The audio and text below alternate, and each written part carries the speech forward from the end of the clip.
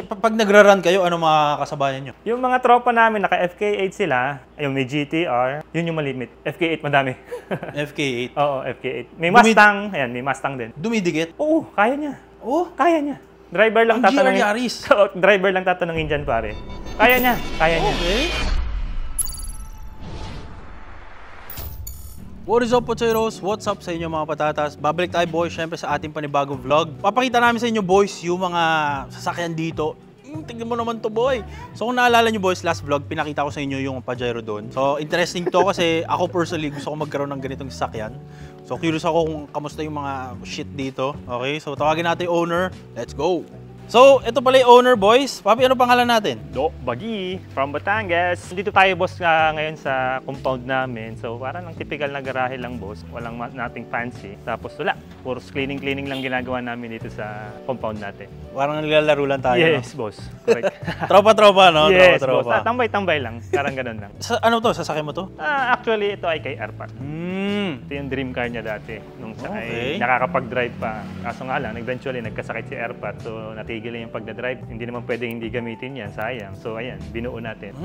Parang hindi naman pang tito. Parang pang ano naman, mga Bagets-bagets. Gen Z pa din. Ilang taon mo nang ginagamit to? Nabili ng tatay ko to is 2012 siguro. Parang 2012. Nakita niya to sa, nagpahanap kasi siya ng, gusto niya to sa Mercedes na SLK. Yung gusto niya daw na ano yung bubong, hindi pa niya masabi kung ano yun, convertible. So, nagpahanap siya sa amin, sa kasama ko yung kapatid. Gusto niya yan. So, pili kami ng BM or etong Mercedes. Mas nagustuhan niya SLK. Pero ano to, papi, no? Kahit anong taon mo dalihin, papi, pogi, no? Matulis ang... Yung design niya kasi, boys, compressor. Ito yung design nito, boys, mahaba yung hood, no? May dalawang klase yan, may V6 saka ito, D4 lang. Ano yung mga ginawa mo dito nung napasa sa'yo ng Airpat mo?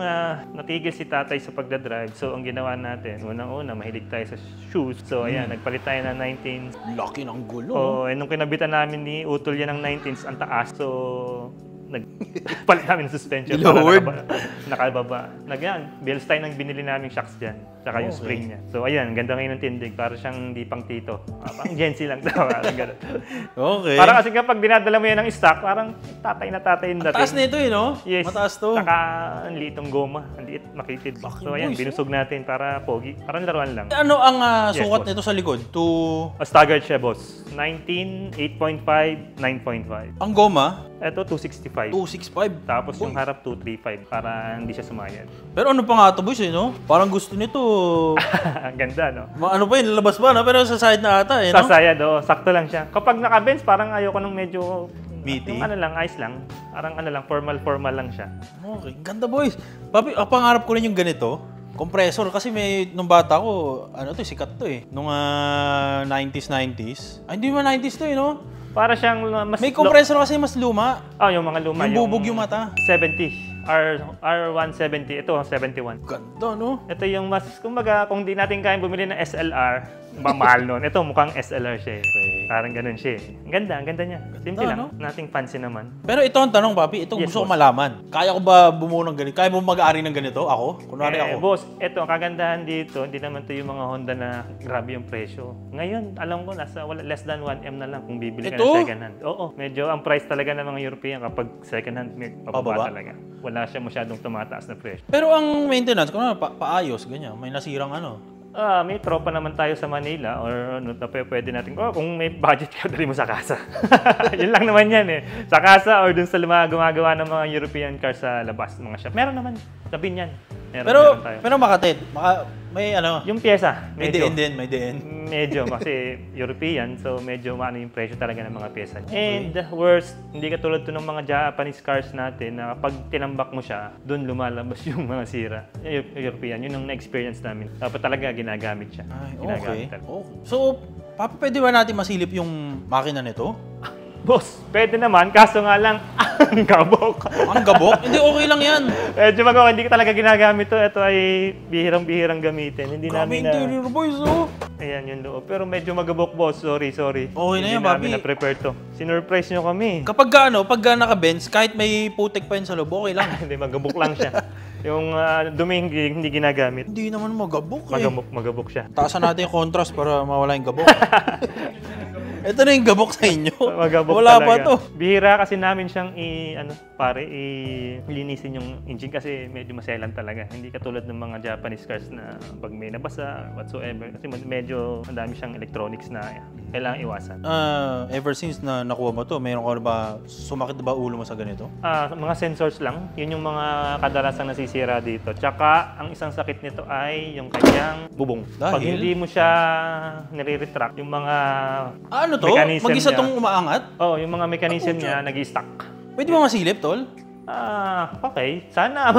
Sana Huwag mo kami papahiya, ha? Hindi, gagana yan. Gagana yan. At ito kasi boys, kino-consider ko rin, papi, yung Sana wag mag-stack up. yung BMW Z3.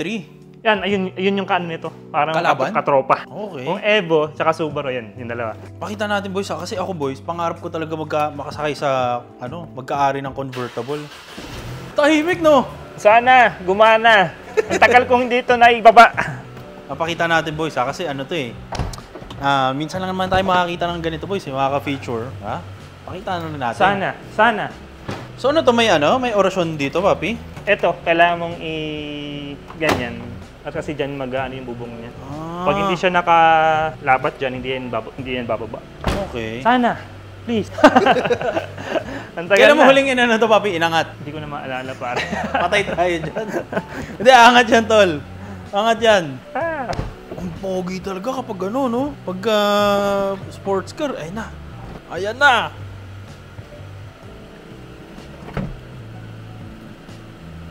Wala.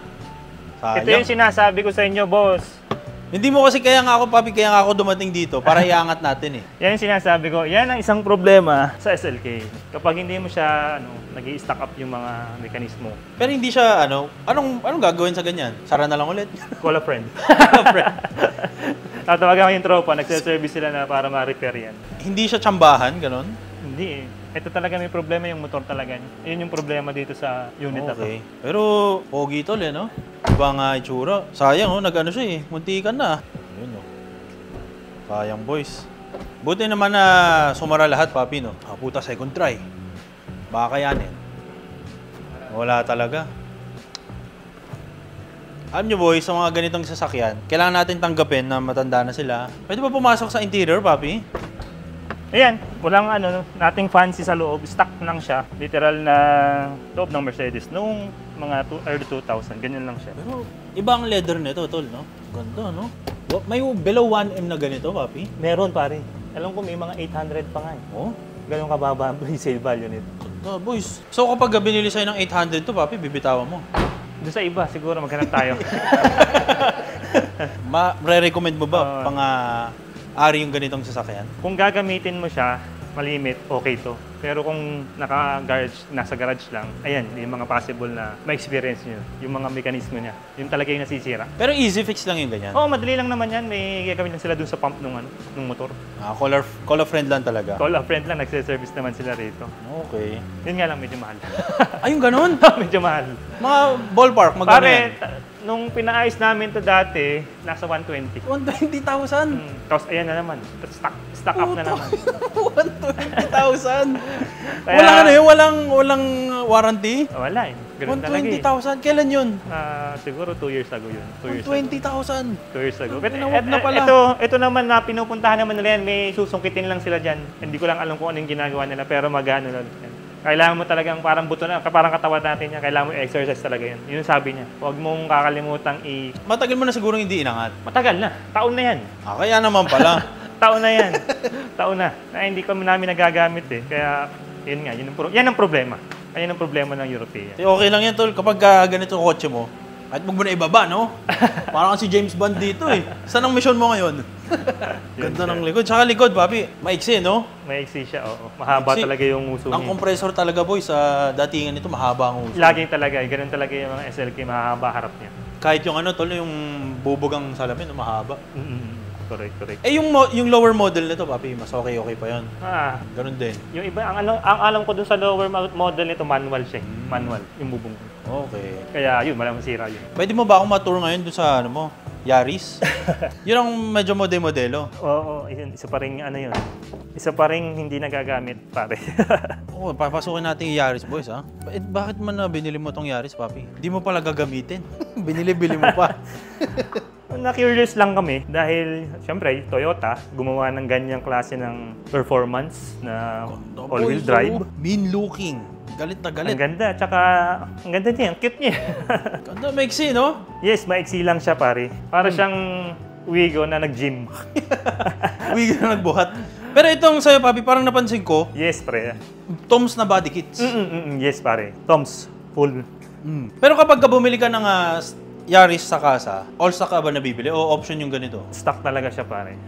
So All bibili, stock lang gagastos mo ng ano? Meron naglabas si Toyota na naka-TRD. Nasa optional. Nung kahirapan ng unit ito, para makakuha ka ng Yaris, kailangan mong i-avail yung body kits na yun, yung TRD. Para sa'yo mapunta yung unit. May ganun strategy dati sa Toyota. Para, kasi unahan dito sa Yaris dati nun. Yun yung isang lumabas dati, naka-TRD siya. Nung nilabas mo, papi, nakipag-unahan ka din. Ay, hindi pare. Ito talaga, nung nalaman ko na maglalabas si Toyota Batangas, doon na ako pumila. So, nag-down ako ng halos 10% noon sa total amount nito. And then, inintay ko na lang siya. Bale, ito ay, ang alam ko ay pang 3 unit na dumating dun sa ano. Kasi yung unang dumating dun sa may-ari ng kasa, tapos sunod yung sa friend niya, and then ito yung pangatlo. Ako na yung binigyan ng unit. Almost, siguro, parang mag-iisang taon rin yun, inintay ko na yun. Paano nilagay yung Toms dito? Patong? Si Toms pare, Porsche add-on siya. Kaya maganda. Lagay-lagay? Yes, ito. Ito, add-ons lang kami na nagkabit niyan. Ito, tapos itong sa side skirt, pinapintura kasi pag binili mo yan, walang pintura yan. Kami na nagpintura niyan. Tapos ayan, itong wing, tapos itong, tsaka ito. Tapos kasama sa kit yung ano niya, ito, exhaust niya. Dulo lang to? Hanggang doon lang sa gitna, kinabit lang namin. Okay. Bolt-on lang lahat, kabit-kabit lang. Wala masyadong technical na ginawa. Kaya ang ganda. Papi, matanong ko, ikaw ba, Yes. binata ka ba mag-drive? Binatang binata. Mamaya makikita natin yung mga isa niyang laruan doon. Binatang binata ka talaga mag-drive. Kaya siguro binili mo to. Kasi sa totoo lang, dapat FL5 yan eh. Kasi gusto nga namin itry yung Toyota kasi talaga kami Honda talaga. Ang ganda kasi, nung nakita ko to doon sa Facebook na ayan, minalabas na Yaris, ang ganda, nagustuhan ako itong kit na to talaga. Sabi ko, pag nakabili kami ng Yaris, lalagyan ko ng kit. So ito na yun. Pero para sa'yo, ito yung the best na kit ng Yaris eh, no? Para sa akin, kasi ano siya eh, kumbaga sa Honda, nakamugen ka. So ikaw, Toyota, mag-Toms ka. Parang ganun lang. Pero madami siyang kit, magaganda, may baris, magaganda, madami yan. Pili ka na lang kung ano talaga yung gusto mo. Pero parang ang wild ng ano nito, no? Wing, no? Oo, isa yun sa mga nagustuhan ko na sa... Parang Batman eh. Yes, parang ganda. No? Papi, pwede ba natin masilip yung ano nito? Trunk check? Trunk check. Kaya ako to binili kasi may payong ba dito? Ako walang payong. Wala pa ring payong. Wala talaga yung payong. Sayang, may payong ako rito eh. Kaya ako binili to, may payong to eh. Kaso hindi nga pala to Rolls Royce. Sorry. Wala yung payong. So yung trunk niya yan, napakaliit lang siya. Tapos wala siyang wala siyang reserva. Nandito yung baterya. Ayun, parang yung payong. Yung payong. Ito, kaya ko binili.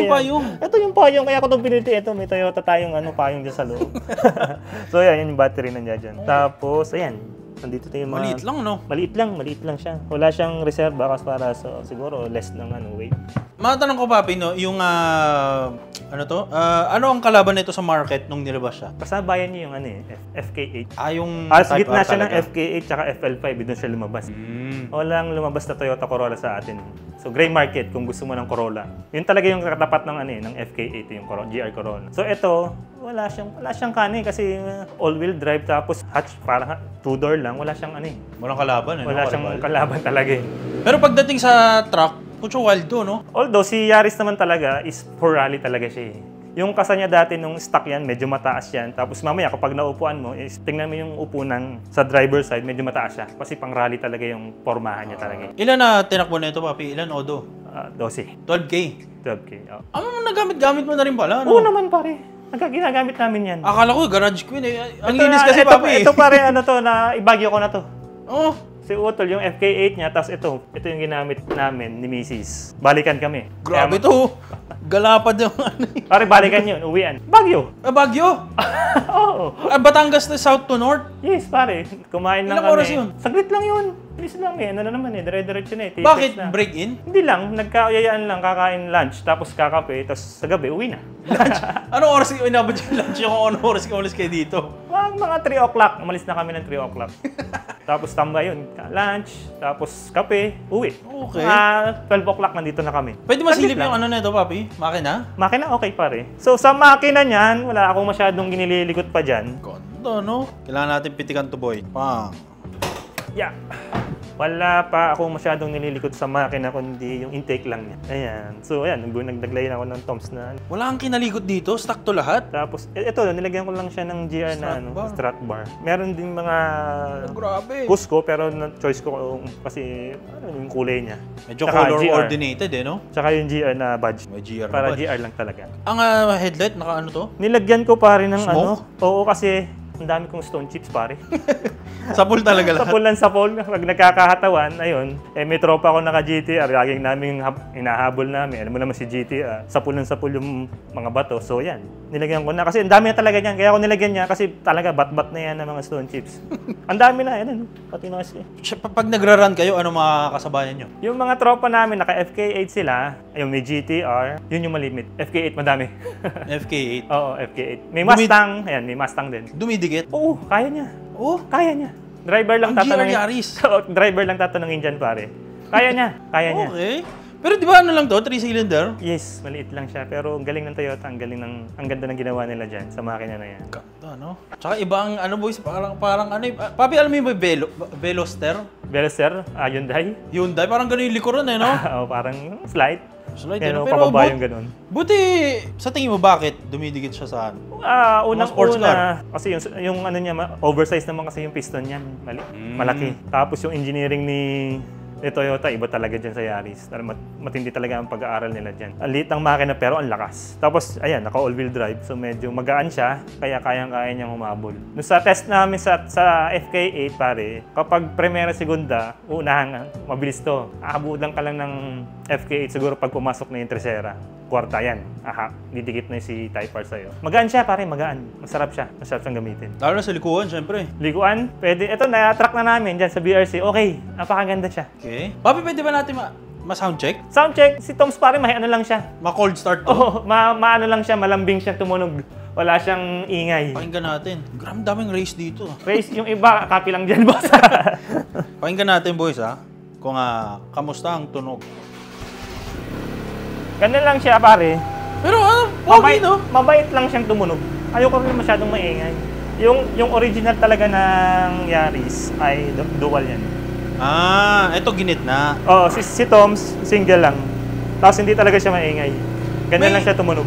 May ano rin, papi, may fiber na ganito para sa ano? May nabibiling fiber copy. Wala pa ako naririnig no? na copy ng ano. Pwede ba pumasok? Oo naman, pare. Silipin lang natin, papi. Minsan lang kasi umakita ng mga ganito sa sasakyan eh. May upuan sa likod. Okay. Papi, may Fortuner na bago Ito talaga amin ng Toyota, no? Oo. Okay. Wala ako masyado pang nagagalaw sa loob nito. Yung sa mga tropa ko, ang dami na nila ng mga shift knob, tapos binaglagay sila ng mga carbon dito. Ang dami na ng pera eh. Ako naman, pare, nagpipilit lang ako. Ano lang yun, no? Tama-tama lang, no? Pag, papi, may sumasakay din, umuupo dito? Yung mga bata, yung kanina, yung bumaba, 3 sila. Nung maliliit pa sila, kasya kami dito. Medyo masigip nga lang. Ngayon, medyo sila ay, macho na rin mga bata. Sumasayad na ako, kaya hindi na namin nagagamit. Sumasayad na. Pero parang, papi, pwede ba ako umupo dito? Pwede naman, pare. Yan, experience mo, pare. Sabi ko sa'yo, medyo mataas na upo.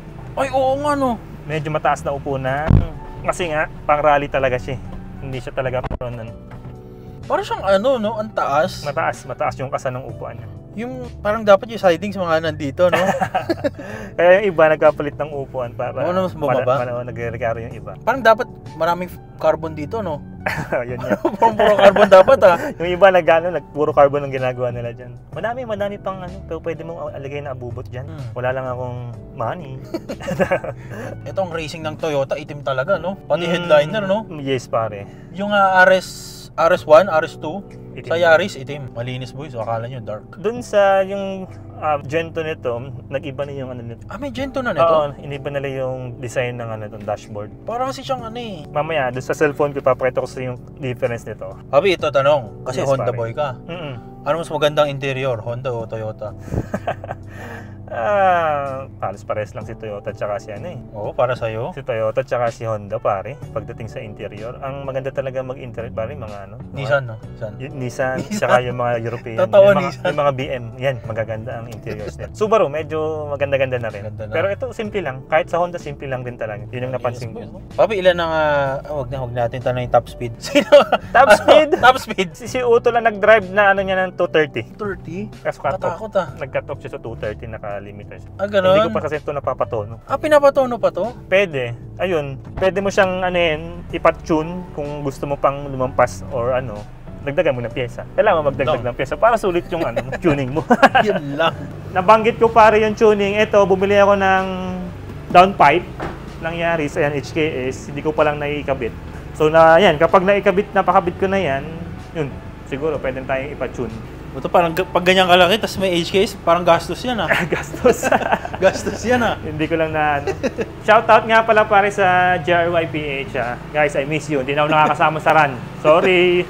Busy lang. Ikaw may Honda ka. Ano ang kumpara sa sayang binibigay? Ano ang comparison? Saan ka mas masaya? Sa Honda, mas madaming pyesa. Tsaka mas madaming baliw sa Honda.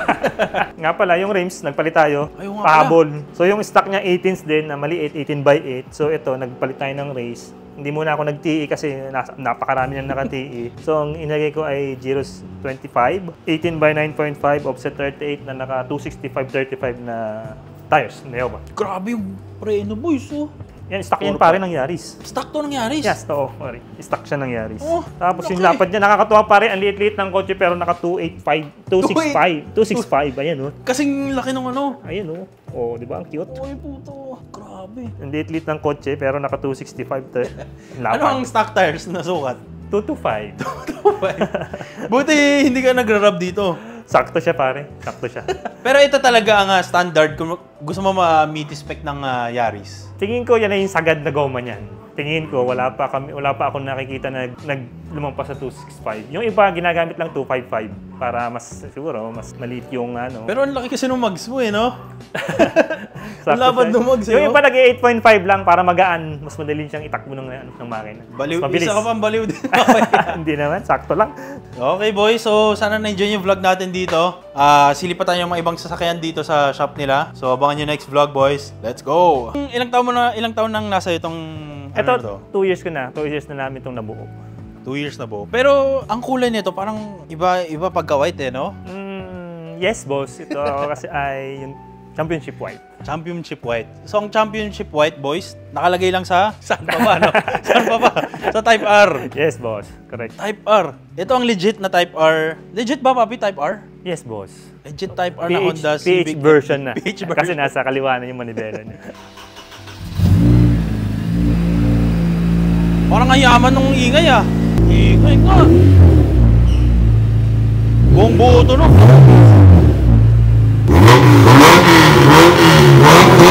Boys, dito naman tayo sa EG Hatch. Sound check ng EG Hatch.